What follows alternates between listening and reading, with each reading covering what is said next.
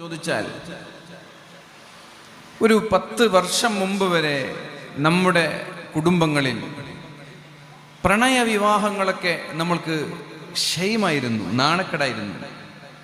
എൻ്റെ കുട്ടി പ്രേമിച്ച് കല്യാണം കഴിച്ചു എന്ന് പറഞ്ഞാൽ ആ ഉപ്പാക്ക്, ആ പിതാവിന്, ആ കുടുംബത്തിന് വലിയ നാണക്കേടായിരുന്നു. ജാള്യത മൂലം പ്രേമ കല്യാണങ്ങളൊക്കെ മറച്ചു വെക്കുമായിരുന്നു. ഇനി പ്രേമുണ്ടെങ്കിൽ പ്രേമെന്ന് പുറത്തറിയിക്കില്ല. ഒരു 10 വർഷം ഇപ്പുറത്തെത്തിയപ്പോ പ്രേമ കല്യാണങ്ങളല്ലാതെ കല്യാണങ്ങളില്ല, അറേഞ്ച്ഡ് മാരേജ് ഇല്ല, ചെറുപ്പക്കാർക്ക് പെണ്ണ് കിട്ടുന്നില്ല. ഒന്നല്ല, 100 കണക്കിന് ചെറുപ്പക്കാർ കാണാൻ സുമുഖരാണ്, എഡ്യൂക്കേറ്റഡ് ആണ്, ജോലിയുണ്ട്, സെറ്റിൽഡ് ആണ്, എന്നിട്ട് പെണ്ണില്ല. കാരണം അവര് ചെയ്ത തെറ്റെന്താണെന്ന് ചോദിച്ചാല് അവര് പഠിക്കുന്ന സമയത്ത് പ്രേമിച്ചില്ല എന്നതാണ്.